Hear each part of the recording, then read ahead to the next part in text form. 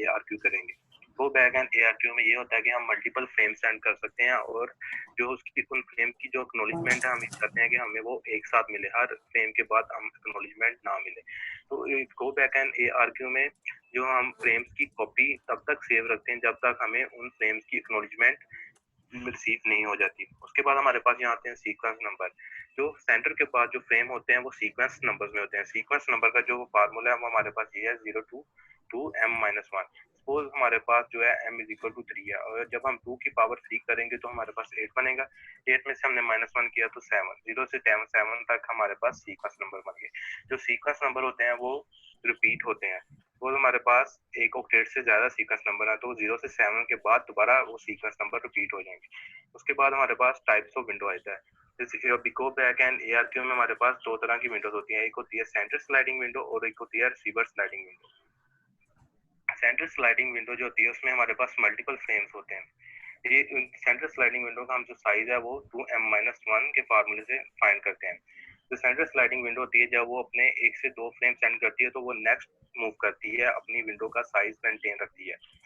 तो अगर हमारे पास जो फ्रेम कोई सेंड नहीं होता तो वो जो उसकी एक्नॉलेजमेंट राइट नहीं थी तो वो फ्रेम हमारे पास वहां से दोबारा सेंड होंगे। उसके बाद हमारे पास आती है receiver sliding window. Receiver sliding window का हमारे पास जो साइज होता है वो हमेशा एक होता है। रिसीवर हमेशा वही फ्रेम एक्सपेक्ट करता है जो उसकी फ्रंट विंडो में सेव होता है। उसके बाद जो free any frame arriving out of order is discarded and need to be sent. अगर कोई फ्रेम सपोज हमारे पास यहाँ 1 है और रिसीवर क्या एक्सपेक्ट कर रहा है कि हमारे पास 1 हो, लेकिन वहां उसने फ्रेम सेंड कर दिया 0, तो वो रिसीवर जो है वो उस फ्रेम को डिस्कार्ड कर देगा। उसके बाद हमारे पास कंट्रोल वेरिएबल आते हैं। गो बैक एंड ARQ में हमारे पास 3 तरह के कंट्रोल वेरिएबल होते हैं। एक S होता है, एक SF होता है और एक SL होता है। S वो वाला कंट्रोल वेरिएबल होता है जो हमने फ्रेम होता है जो हमने सेंड करना होता है और SF स्लाइडिंग विंडो का सेंटर की फर्स्ट फ्रेम होता है और SL सेंटर की स्लाइडिंग विंडो का लास्ट फ्रेम होता है। और जो हमारे पास R है, R जो है रिसीवर की स्लाइडिंग विंडो का कंट्रोल वेरिएबल है। उसके बाद हमारे पास आई थी एक्नॉलेजमेंट। एक किस्म का हमारे पास रिप्लाई या फीडबैक होता है जो रिसीवर सेंटर को सेंड करता है कि मुझे फ्रेम मिल गया है। अगर कोई फ्रेम डैमेज हो जाता है या लॉस्ट हो जाता है तो रिसीवर कोई एक्नॉलेजमेंट सेंड नहीं करेगा। जब रिसीवर को एक्नॉलेजमेंट सेंड नहीं करेगा तो वो उस डैमेज फ्रेम का टाइमर एक्सपायर होगा जिससे सेंडर को पता लग जाएगा कि ये वाला फ्रेम सेंड नहीं हुआ।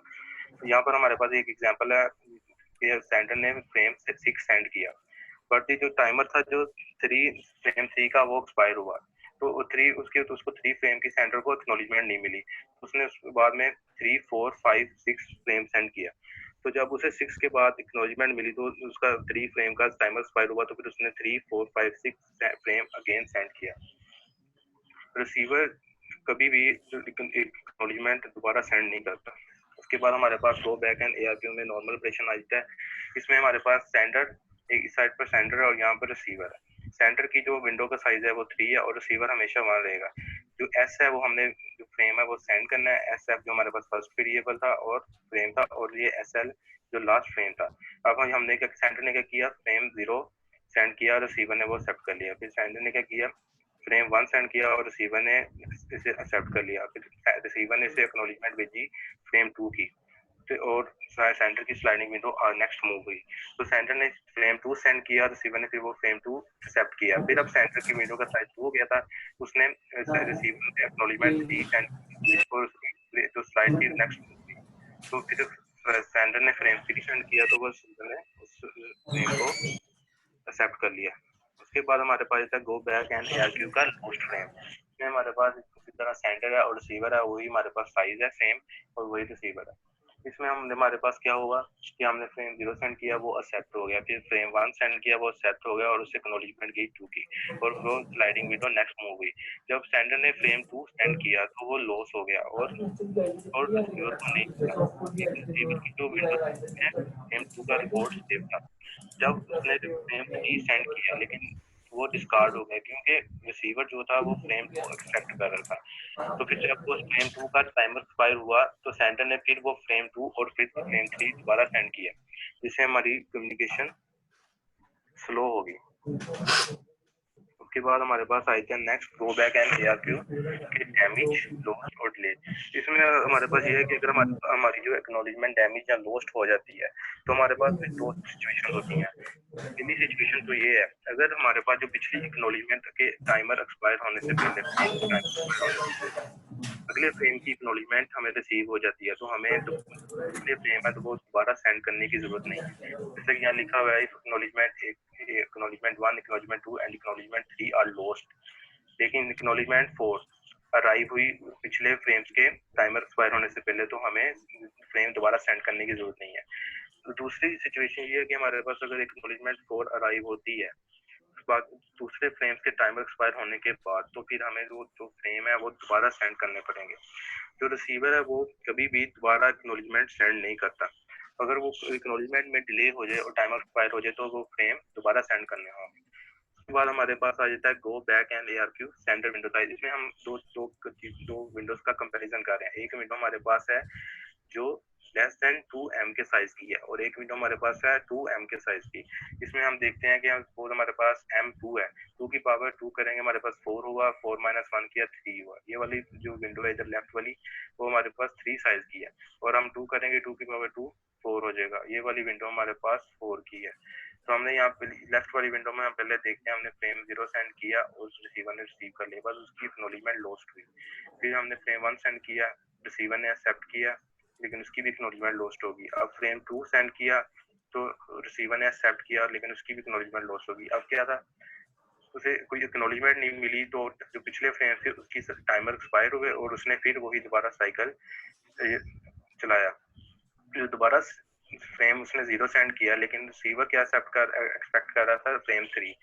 तो जब रिसीवर को फ्रेम 0 मिला तो उसने क्या कर दिया, उस फ्रेम को डिस्कार्ड कर दिया। अब हम राइट वाला देखते हैं सिनेरियो। इसमें हमने फ्रेम 0 सेंड किया वो रिसीव हुआ, फ्रेम 1 सेंड किया वो रिसीव हुआ, फ्रेम 2 सेंड किया रिसीव हुआ, लेकिन सबकी एक्नॉलेजमेंट लॉस्ट हो गई थी। फिर फ्रेम 3 सेंड किया वो भी रिसीव हुआ लेकिन उसकी भी एक्नॉलेजमेंट लॉस्ट होगी। अब क्या था, अब रिसीवर का जो है स्लाइडिंग विंडो 0 पर है। जब इधर वाले फ्रेम्स सारे पिछले फ्रेम्स की एक्नॉलेजमेंट लॉस्ट हुई थी और उनका टाइमर एक्सपायर हुआ, तो वो साइकिल दोबारा रन हुआ है। साइकिल दोबारा रन हुआ तो उसने फ्रेम 0 सेंड किया है जो रिसीवर के पास भी 0 था, तो वो एक्सेप्ट हो गया जो एररनेसली एक्सेप्टेड था। उसके बाद हमारे पास आता है selected repeat ARQ sender and receiver Windows. Selected repeat ARQ में हमें गो बैक एंड ARQ की तरह सारे फ्रेम सेंड नहीं करने पड़ते। सिलेक्टेड रिपीट में हमें हमारा जो फ्रेम डैमेज हुआ होता है सिर्फ हम उसे सेंड करते हैं। इससे हमारी जो है बैंडविड्थ भी एफिशिएंट होती है और हमारी जो कम्युनिकेशन स्पीड है वो भी अच्छी हो जाती है। इसमें हमारे पास सेंटर साइड पर हमारे पास 3 कंट्रोल वेरिएबल होते हैं। SF जो हमारा फर्स्ट फ्रेम होता है, S जो हमने सेंड करना होता है, और SL स्लाइडिंग विंडो का लास्ट फ्रेम। और रिसीवर के पास भी इधर दो फ्रेम होते हैं, दो फ्रेम होते हैं। एक होता है RF जो फर्स्ट फ्रेम होता है और एक RL जो लास्ट फ्रेम होता है। हम सिलेक्टेड रिपीट ARQ का अब हम देखते हैं लॉस्ट फ्रेम। इसमें हमारे पास ये सेंडर और रिसीवर है। सेंडर की साइड पर भी तो हमारे पास 2 फ्रेम है और रिसीवर वाली साइड पर भी हमारे पास 2 फ्रेम। जब हमने फ्रेम 0 सेंड किया तो रिसीवर ने एक्सेप्ट कर लिया। अब फ्रेम 1 सेंड किया, रिसीवर ने एक्सेप्ट कर लिया और एक्नॉलेजमेंट उसने रिसीवर ने हमें भेजी सेंडर को एक्नॉलेजमेंट 2 के। अब विंडो को नेक्स्ट मूव करें और फ्रेम 2 सेंड करें। जब फ्रेम 2 सेंड किया वो लॉस हो गया। जब लॉस हुआ तो सेंडर ने फ्रेम 3 सेंड किया। जो फ्रेम 3, क्योंकि अब रिसीवर की विंडो में फ्रेम 3 भी आया था तो फ्रेम 3 रिसीवर ने एक्सेप्ट कर लिया, बट क्या किया, नेगेटिव एक्नॉलेजमेंट भेजी फ्रेम 2 की कि मुझे ये वाला फ्रेम 2 भेजो जो मुझे जो डैमेज हुआ है, मुझे ये वाला फ्रेम अब चाहिए। तो रिसीवर अब सेंडर ने क्या किया, फ्रेम 2 सेंड किया दोबारा, तो वो रिसीवर ने एक्सेप्ट कर लिया। मेरा टॉपिक यहाँ पर खत्म हो गया। मैम इंट्रोडक्शन ये है कि शुरू में एक शेयर तो कर लें, 1 मिनट में लास्ट शेयर कर लें। स्क्रीन शेयर हो रही है, अभी अटकी हुई है बेचारी।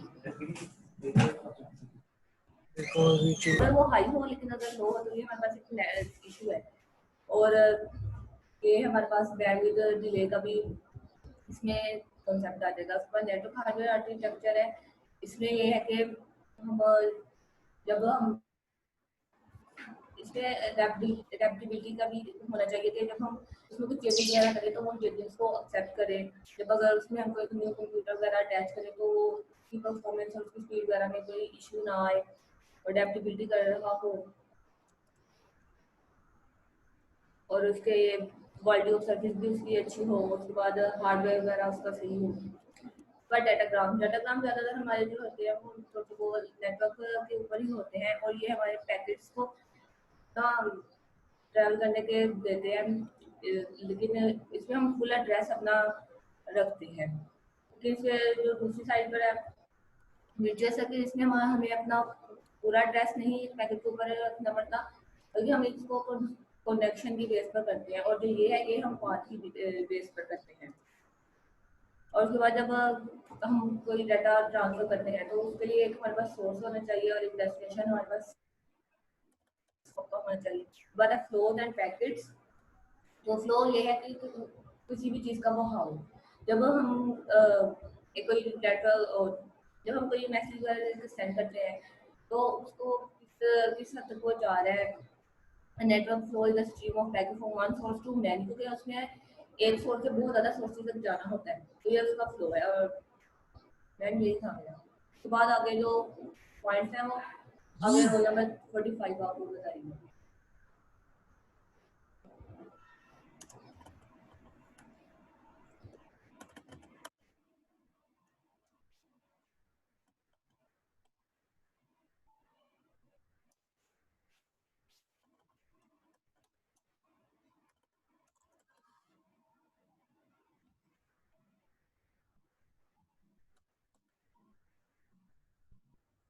डबल 306 और मेरा टॉपिक है आईपी एड्रेस यानी कि इंटरनेट प्रोटोकॉल। सबसे पहले हमारे पास इंटरनेट प्रोटोकॉल हम देखते हैं। ये हमारे पास कुछ सेट ऑफ रूल्स होते हैं जिनकी बना पर एक कंप्यूटर दूसरे के साथ कम्युनिकेट करता है। अगर हम इन सेट ऑफ रूल्स को फॉलो करते हैं तो हमारी जो कम्युनिकेशन है वो एक ईजी वे में मतलब एफिशिएंट होती है। इसके बाद हमारे पास आईपी के वर्जन आ जाते हैं। वो हमारे पास दो वर्जन है, एक होता है IPv4 और एक होता है IPv6। V4 जो होता है वो हमारे पास होता है 32 बिट का और जो हमारे पास V6 होता है वो होता है 128 बिट का। और जो हमारे पास V4 होता है इसको हम डॉट फॉर्म से जाहिर करते हैं और जो हमारे पास V6 होता है इसको हम कोलन फॉर्म से जाहिर करते हैं। और V4 जो होता है इसको हम डेसिमल फॉर्म में लिखते हैं और जो हमारे पास V6 होता है इसको हम हेक्साडेसिमल फॉर्म में लिखते हैं, मतलब उसमें नंबर भी आ जाते हैं और अल्फाबेटिक भी आ जाते हैं। इसके पास हमारे पास है आईपी एड्रेस।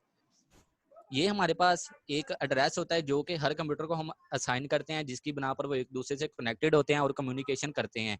और ये हर एक का यूनिक होता है जिसकी बना पर उसको आइडेंटिफाई किया जाता है। फंक्शन हमारे पास है जो आईपी एड्रेस का, ये दो मेन फंक्शन होते हैं, जो एक होता है होस्ट और एक होता है लोकेशन एड्रेस। होस्ट हमारे पास मतलब कि एक जो है कंप्यूटर उसके साथ मजीद कितने कनेक्टेड होंगे वो हमें होस्ट बताता है। इसके बाद हमारे पास है लोकेशन एड्रेसिंग।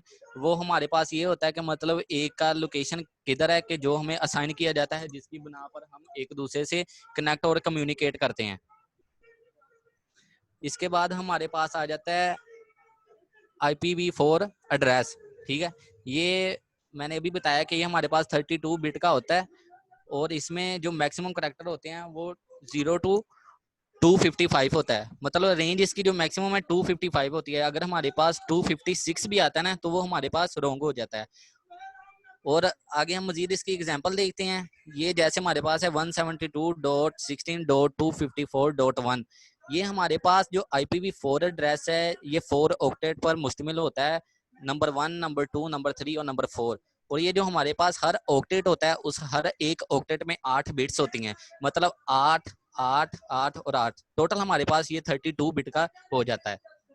इसके पास जो IPv6 एड्रेस है ये हमारे पास 128 बिट्स का होता है। ठीक है, और इसको हम वो कोलन से शो करते हैं और हेक्साडेसिमल फॉर्म में इसको लिखा जाता है।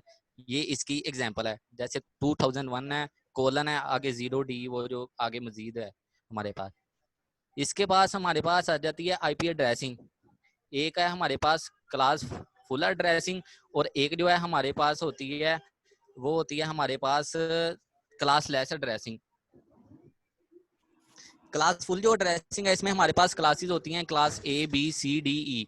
यानी कि टोटल 5 क्लासेस होती हैं। ए बी सी तो हम यूज करते हैं, लेकिन जो डी और ई है वो हमारे पास ऐसी पड़ी होती हैं, मतलब रिजर्व, मतलब हम यूज ही नहीं करते। जो क्लास लेस एड्रेसिंग थी वो इसका एडवांस वर्जन आया था जो इसको यूज करता था, और हम आईपी एड्रेसिंग एक एफिशिएंट वे में प्रोवाइड करता था। मतलब वो जो मल्टीकास्ट है और ये जो फीचर यूज के लिए है वो भी उसमें काम आ जाते थे हमारे पास। ये हमारे पास क्लासेस हैं A B C D E, और इनकी ये रेंज होती है, मतलब क्लास ए की रेंज है 0 to 127, बी की होती है हमारे पास 122 to 191, क्लास सी की होती है 191 to 223, और क्लास डी की होती है 224 से 239, और क्लास ई की होती है हमारे पास 240 से लेकर 255। मतलब 0 से लेकर 255 तक इसकी मैक्सिमम रेंज होती है। अगर हमारे पास 256 आ जाता है तो वो हमारे पास आईपी रॉन्ग होता है। इसके पास क्लास ए में हमारे पास